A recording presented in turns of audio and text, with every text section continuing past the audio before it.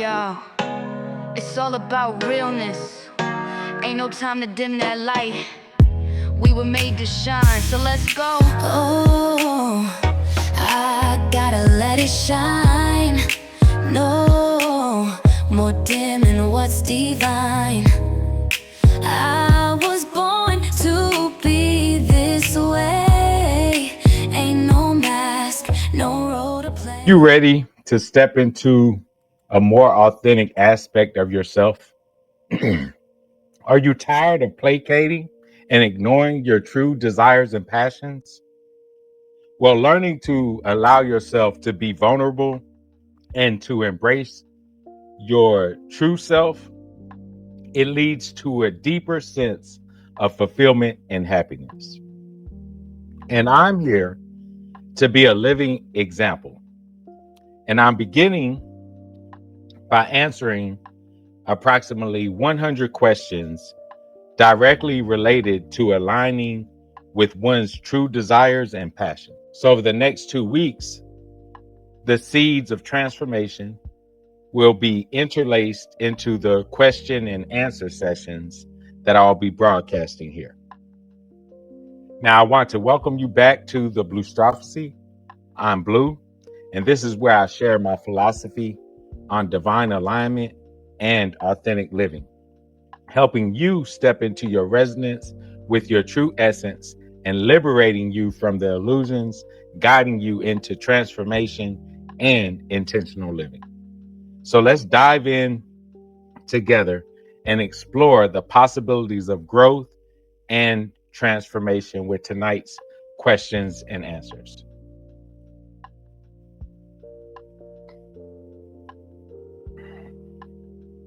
The daily habits that help me to align with my awakened essence are journaling, affirmations. I read affirmations I have printed.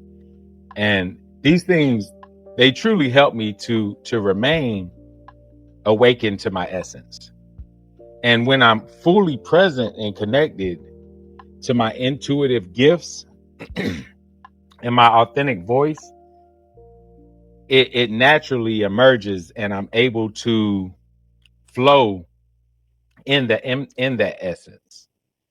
And I'm able to connect to my higher and most authentic self, especially when I do this first thing in the morning before all of the distractions and noise and projects, things that I begin. And then now there's things that I need to have my attention. They're in my background is something that I still need to get done. So journaling and affirmations really help me to stay aligned with my essence.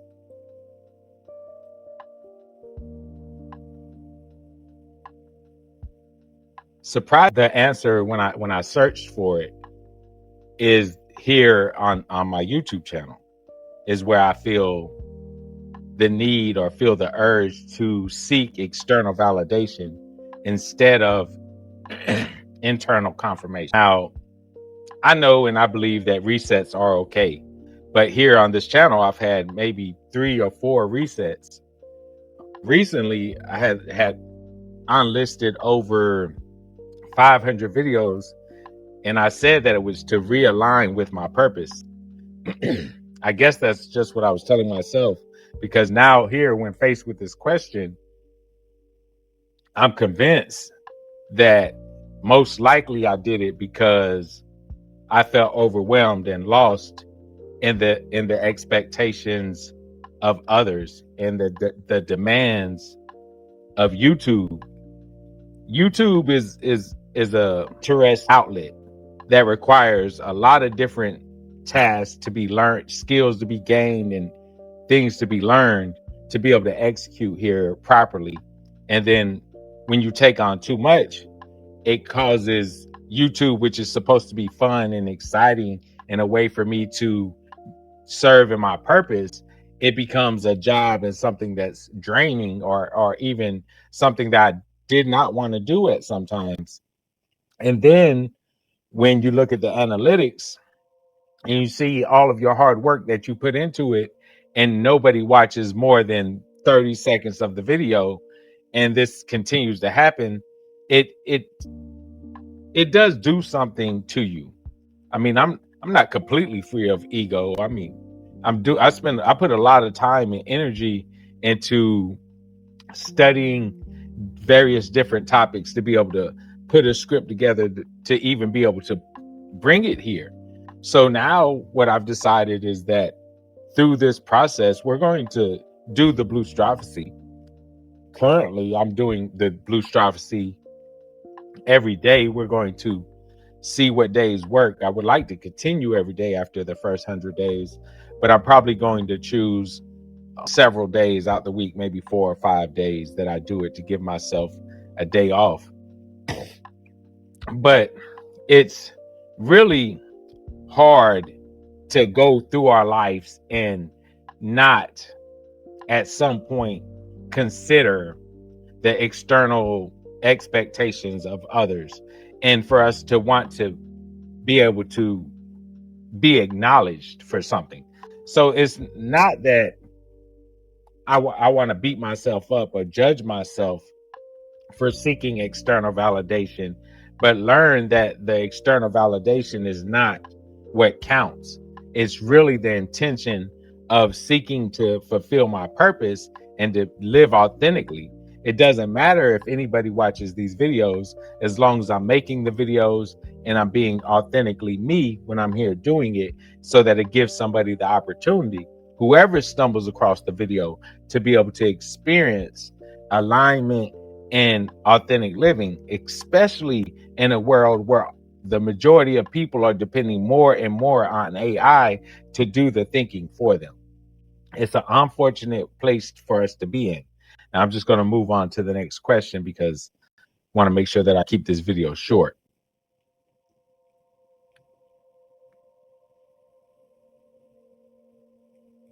So, the best way for me to describe how alignment feels is euphoric and energizing. There are times where I deal with doubt and struggle, but for the most part, I trust that I'm on the right path and everything is wonderful. And I am finally learning how to prioritize my needs and desires over the distractions and urgency. Lately I've had this concept in my head about urgency and how it sounds like an emergency and an urge. And so I asked myself, why, or we must ask ourselves, I should say, why this urge demands such urgency. And we must begin to take back control of our lives, our time, and our energy, because our alignment is going to experience various challenges through different thoughts, feelings, emotions, patterns, that is, habits, and even external influences. And this goes on continually throughout the day. So, feeling alignment in your body sometimes can be realignment when we realign back with the peace and the comfort and the contentment and the satisfaction with who we are, knowing that we're whole, perfect, and complete, and deserving of everything good that this universe has to offer us.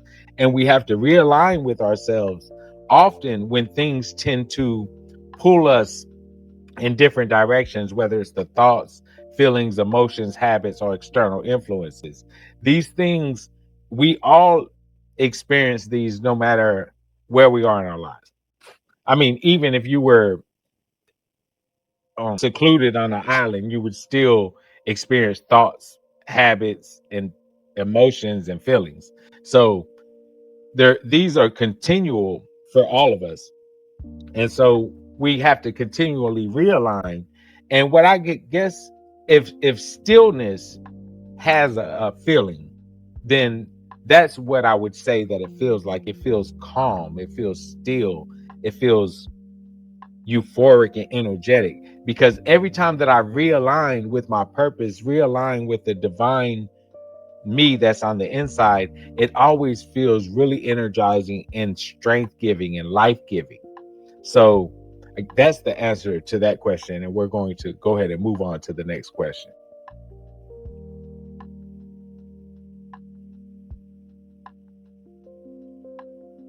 The connection with my soul, it feels the strongest when I'm writing, listening to certain music, especially when I'm here creating. Every time I feel like I'm in the flow of creativity, time seems to stand still. It does. I feel completely at peace. I've lost entire days many times where things that I thought I wanted to get done, things that I said I was going to get done, all of everything remains undone because 8-9 hours here creating, it really, I'm in the flow and it can be that way. And so it's a connection that each individual feels differently depending on their talents, abilities, and what their purpose is for being here. We all have purposes for being here, talents, and things that draw us in where it seems that time escapes us. The thing is, when those things remain undone, we have an opportunity when we lose time or forget to do something or don't do something that we said we needed to do or wanted to do. We have to make sure that we don't get into judgment of ourselves. And if we do get into judgment of ourselves, that we immediately forgive ourselves. Because what I always remind myself is that everything has already happened.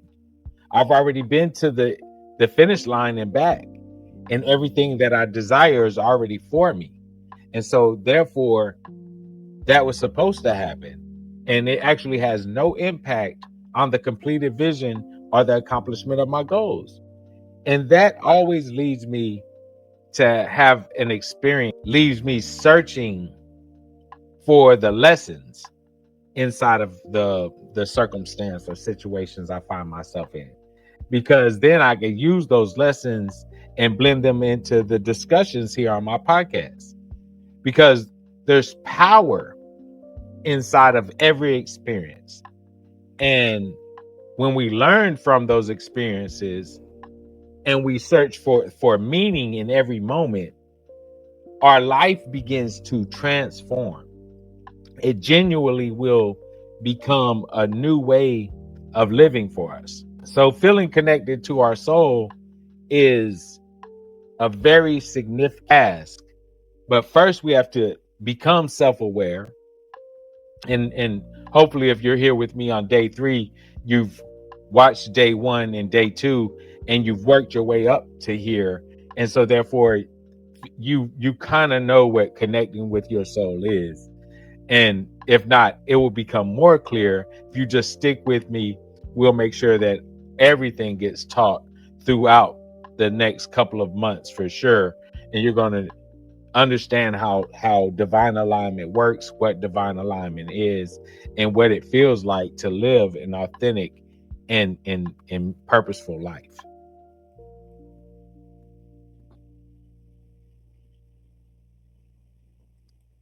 Immediately, I'm met with a sense of vulnerability and uncertainty of my level of discipline and commitment, because I know there's a great requirement when we consider living fully awakened. And there's so much is in my past traumas and things that I've experienced that I can say at no point in my life in the first 30 years did I show any level of discipline where I was willing to submit to another person and even at times myself. When it came down to doing what it is that I wanted to do, I oftentimes and still find myself doing that sometimes these days. There's something about being disciplined. I think about in school, they want you to follow, do this, do that, or whether I think about in my household, it's the reason why I was put out of the house. It's the reason why I was put out of the military. It's the reason why I was hard for me to keep a steady job. I really have this thing with authority. I'm a sovereign being, and I know I'm sovereign, and I know I'm powerful, and it makes it difficult, extremely difficult, submit my will people to do things that I don't want to do. I've always struggled with it. I'm glad I've been changing and gotten better, but consistency and self-control, these things, they take the idea of a fully awakened life, both exhilarating, and it makes it terrifying at the same time. The level of indifference within, often it appears to those without as apathy. It's a part of my personality. It's the coolness of being blue. It's part of my essence. See, the truth allows me to remain unmoved, yet full of compassion. And I do. I walk a fine line. I navigate through love, purpose, and fulfillment, not allowing the weight of it all to crush me. But I know that that old adage is so true. And that is that heavy is the head that wears the crown. And I know why. But I was built for this. I was designed for this. And therefore, I do what's necessary to make the adjustments, to get a little bit better, so that I could come here and serve more authentically, so that I could be and give more.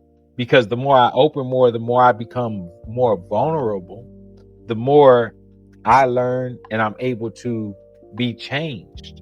And so that's the reason why I'm here sharing these questions and sharing my answers in a vulnerable way to help demonstrate to you all that this is the path of aligning with the divinity that's within us, to aligning with our higher self, to ascending through higher stages of consciousness, to experience conditional love, and going on into enlightenment, and then into non-duality states, because that's the path I'm on. And if you're watching this channel and watching this broadcast and enjoying this podcast, then you also understand that divine alignment is our duty, and authentic living is a privilege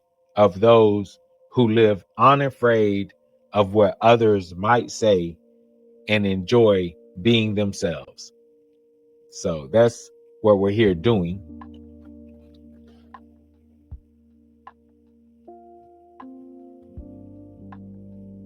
So success on a soul level, this is achieved when our emotional response is either healed or transmuted into love and compassion, allowing for growth and understanding. See, when I think about it, the word I hear is judgment. See, the moment that we have less judgment and view things in a more connected way, no matter how small, then it is a soulish success. See, we are able to move so much closer into a state of soulish success than we believe. It is as close to you as the words that are in your mouth. You are capable of changing how you feel by simply saying the new state that you want to experience. You can smile no matter how you feel and begin to feel better. You could tell yourself everything is okay and begin to feel better. This is always an opportunity for you to be able to grow, to be able to do more, to be able to be more, to be able to respect yourself, and to experience a multitude of successes every single day, because internal success is up to you, and only you can define what that is, and you get to define how many successes and what is success for you and your soul and in your life. Because divine alignment starts with a few truths, and amongst those truths, one of those are that you are the temple. And the question I always ask when I say that is, do you go to the temple for the temple, or do you go to the temple for what's in the temple? And if you are the temple, then what's inside of you? And do you go there and find out about that divine power that is hidden within you, waiting to be uncovered, waiting to be revealed, waiting for you to do the things, gain the skills necessary to be able to allow that the light to shine through you? But those are high levels of soul success. But soul success is defined by every individual in every moment when we get closer to the things that improve our actual being, our higher self, moving us to a more authentic being. At least that's my personal definition for this current event.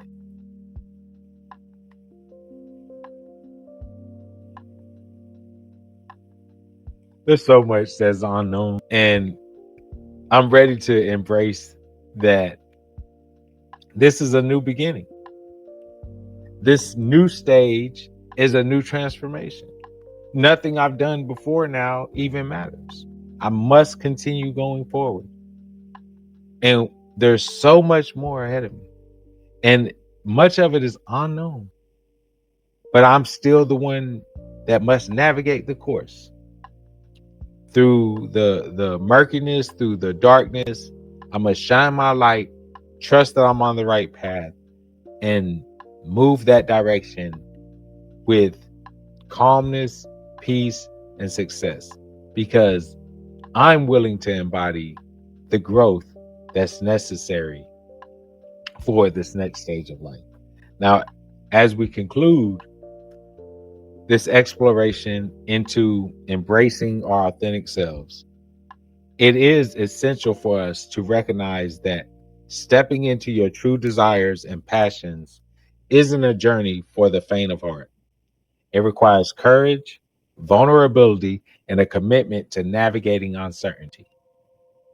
But remember, each step you take closer to authenticity is a step closer to true fulfillment, deeper happiness, and a genuine self expression. You've heard my own vulnerabilities, my struggles with consistency, and my deep realizations about the nature of alignment. And you know that, like you, I continue to learn, grow, and evolve. And as daunting as the unknown can be, it's also filled with infinite possibilities for profound transformation.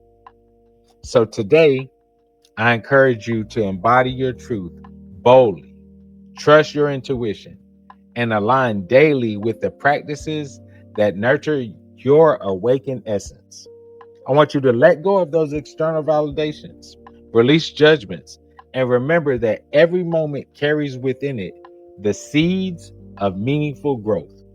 I want to thank you for joining me today on the Blustrophecy. I'm Blue, and I'm here to remind you that your most authentic self is your greatest gift to the world. Let's continue this journey of divine alignment and intentional living together. And as always, I want you to stay aligned, stay awakened, and stay elevated. And I'll see y'all on the next video. Thanks. We were made to shine, so let's go. Oh, I gotta let it shine. No more dimming what's divine.